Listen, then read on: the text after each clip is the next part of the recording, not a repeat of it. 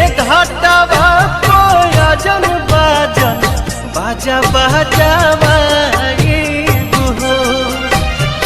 छठी माई के घाटावा कोयजन बाजन बाजा बाजावा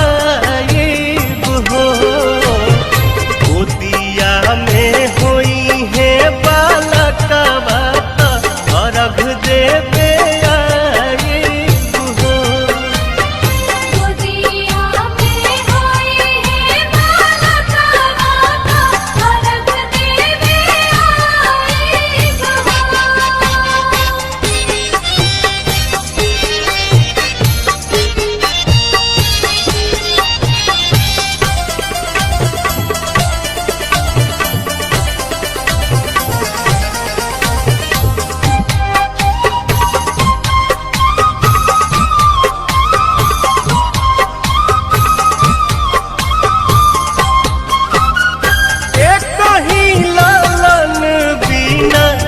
छने मनवा सुन सहन लागे हमरो घरवा अंगनवा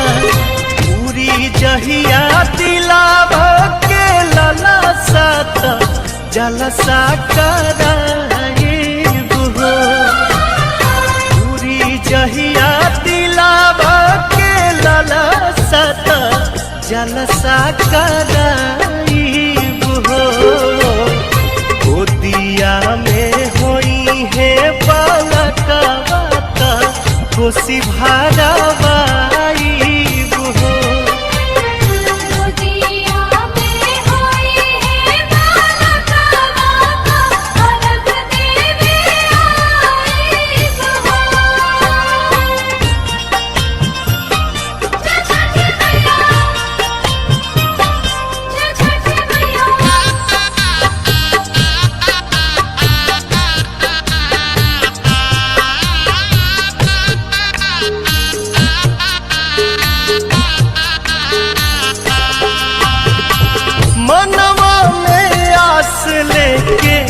रोवेले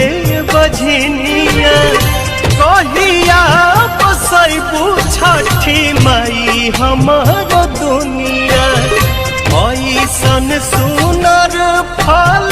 पाइब त सूरज गोहराइब हो ऐसन सुनर फल पाइब त सूरज गोहराइब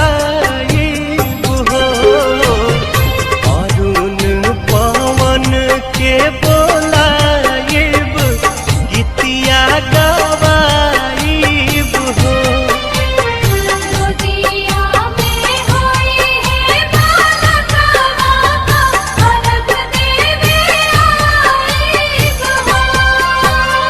छठी माई के घाटावा कोयजन बाजन बाजा बाजावा छठी माई के घाटावा कोयजन बाजन बाजा बाजावा